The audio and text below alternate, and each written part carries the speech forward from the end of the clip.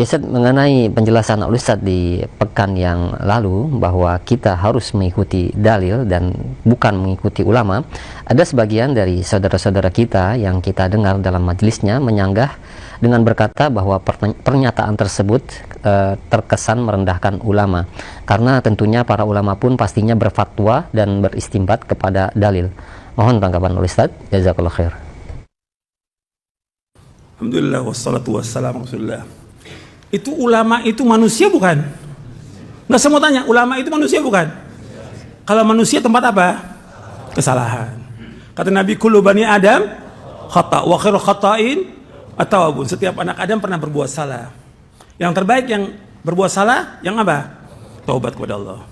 Sekarang saya mau tanya, sahabat nih yang Nabi katakan khairun nas, ada nggak sahabat salah? Ada nggak sahabat salah? Ada, tapi kesalahan sahabat dengan kebaikannya, kesalahannya sedikit, kebaikannya lautan. Sehingga apa? Hapus semuanya itu. Mereka sebaik-baik manusia. Tapi sesudah sahabat tabi'in, ada nggak yang salah? Banyak yang salah. Sesudahnya lagi ada yang salah. Sekarang kita bicara tentang 4 imam. Hanafi, Maliki, Syafi'i, Hambali rahimahumullah. Mereka imam terkenal di dunia. Kalau ada ulama sekarang ini 100 ulama dengan mereka, lebih alim mana? Lebih alim mereka 4 imam ini. Ada 100 ulama sekarang dengan 1 imam, jauh. Karena apa? Imam itu hafal hadis semuanya. Quran hafal, Bukhari, hafal, udah mereka hadisnya. Meskipun mereka di zaman itu belum dikumpulkan Sahih Bukhari kata seperti Imam Hanafi, Maliki dan yang lain. Tapi mereka hafalkan hadis. Tapi mereka mengatakan kalau ada pendapatku menyalahi Quran dan Sunnah, kata mereka apa? Buang pendapatku. Yang mengajarkan kita untuk membuang pendapat ulama kalau bertentangan dengan Quran dan Sunnah, yang mengajarkan siapa? Yang mengajarkan ulama juga. Kan antum bisa lihat nanti, antum baca buku Sifat Salat Nabi Syekh Albani atau Aslu Sifat Salatin Nabi 3 jilid. Di juz yang pertama Syekh Albani menjelaskan tentang pendapatnya para imam. Dan sudah saya bawakan di sini. Di majelis udah, dan ada videonya, udah ada videonya. Tuh bisa lihat bagaimana saya sebutkan satu persatu perkataan mereka. Jadi mereka sudah mengatakan kalau ada pendapatku menyalahi sunnah Rasulullah, buang pendapatku. Arti perkataan mereka ini kalau ada fatwa dari mereka menyalahi Quran Sunnah, buang. Apa ini merendahkan ulama?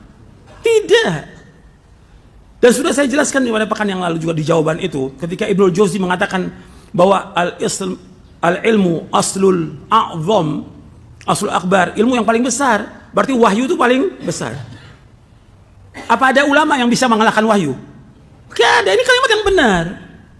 Cuma setan ini berusaha bagaimana terus menggoda gitu. Termasuklah kepada ustadz-ustadz ini. Merendahkan ulama. Sama sekali saya nggak merendahkan ulama. Justru saya mengangkat apa di sini? Mengagungkan apa?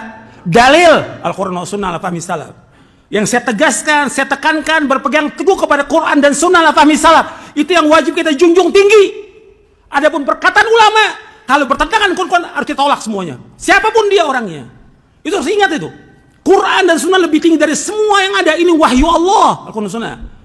Ada ulama sebesar apapun kalau menyalahi Quran Sunnah wajib kita tolak. Itu nas. Jelas tuh, Ibnu Abbas saja menolak ketika ada perkataan Abu Bakar dan Umar berkaitan dengan haji tamattu. Tolak. Kalau bertentangan dengan siapa? Dengan Rasulullah SAW. Ini harus perhatikan, ini keyakinan, ini hujjah, ini dalil, ini prinsip yang besar dalam agama Islam.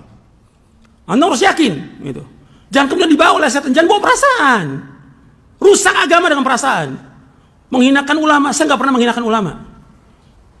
Antum lihat buku-buku saya. Saya bawa pendapat para ulama, jelaskan. Setelah siapa? Setelah Quran dan Sunnah dulu nomor 1, baru perkataan ulama. Bukan ulama dulu yang kita bawa, Quran yang kita wajib berpegang teguh, yang kita tidak akan sesat selamanya selama kita berpegang kepada apa? Quran dan Sunnah. Taraktu fikum amraini lan tadillu ma tamassaktum bihima, kitaballah wa sunnati. Aku tinggalkan 2 perkara yang kalian tidak akan sesat selama berpegang 2 perkara itu, Al-Quran dan Sunnah. Diperhatikan nih. Ini kadang-kadang bawa perasaan, nanti dikembangkan lagi oleh setan. Menghinakan ulama. Saya nggak pernah menghinakan ulama. Saya mengajak orang kepada Quran dan Sunnah ala fahmi salaf. Bukan kepada perkataan ulama. Ulama sudah mengatakan kalau ada pendapatku salah, buang. Apa ulama itu maksum? Tidak ada yang maksum ulama. Kalau ada fatwa ulama salah, ada nggak? Banyak, ribuan fatwa ulama salah, ada. Nggak ada masalah, itu manusia. Tapi dalil harus kita pegang. Oh, ulama itu apa salah? Aduh, antum lihat deh, baca deh. Bagaimana? Imam Syafi'i aja ada qaul qadim, ada qaul syadid. Kesalahan mereka ada, wajar sebagai manusia. Dan mereka nggak dihukum oleh Allah karena ijtihadnya, karena mereka sudah berijtihad. Idza ijtahada al-hakimu fa asaba falahu ajran, wa idza ijtahada fa akhta falahu ajrun wahid. Ini hadis sahih Bukhari Muslim. Apabila seorang hakim, seorang ulama dia berijtihad, kemudian dia benar ijtihadnya, dapat berapa ganjaran? 2. Kalau dia berijtihad, kemudian dia salah, dia dapat berapa? 1 ganjaran. Tapi boleh nggak kita ikut pendapat dia yang salah? Nggak boleh kita ikut. Antum kalau mau baca lagi tentang bagaimana pembelaan para ulama kepada ulama, antum baca bukunya Syekhul Islam Ibnu Taimiyah.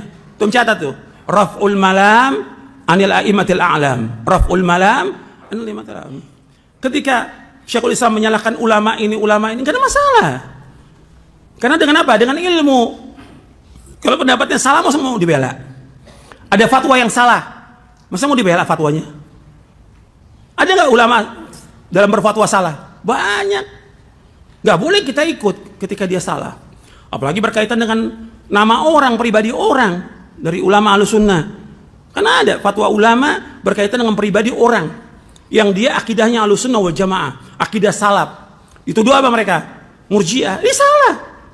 Ketika salah kita mau ikut, nggak boleh kita mengikuti yang salah. Kalau bilang kita bela ulama, kita juga bela ulama. Dari ulama Ahlussunnah yang wajib kita bela.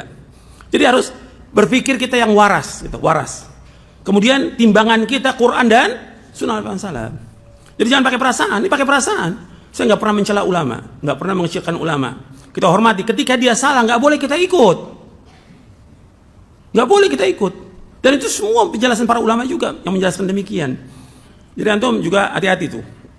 Nah itu nanti akan mengajak orang, mengiringi orang untuk kembali lagi kepada apa? Kepada apa? Taklid. Udah taklid.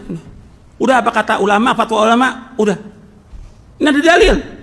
Oh kita tolak dalil. Karena udah. Yang ada sekarang kan gitu.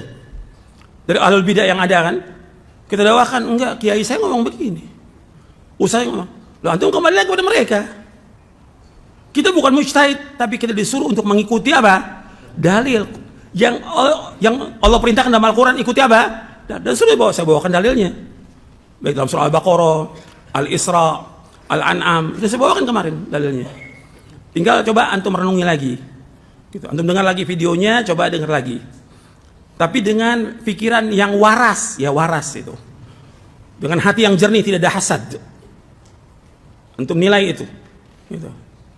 Kalau belum yakin lagi, baca buku saya berkaitan dengan itu. Di awal buku sifat wudu dan sifat sholat, Nabi saya bawakan perkataan para imam. Antum baca tuh, sifat wudu dan sifat sholat. Yang diterbitkan oleh Pustaka Imam Syafi'i, ada tuh, di awalnya saya jelaskan. Bagaimana penjelasan para imam tidak boleh mengikuti pendapat mereka. Wajib mengikuti dalil. Jelas sampai sini? Mudah-mudahan bermanfaat. Wassallallahu ala Muhammadin sallallahu alaihi wasallam. Subhanakallahumma wa bihamdik asyhadu an la ilaha illa anta astaghfiruka wa atubu ilaik. Assalamualaikum warahmatullahi wabarakatuh.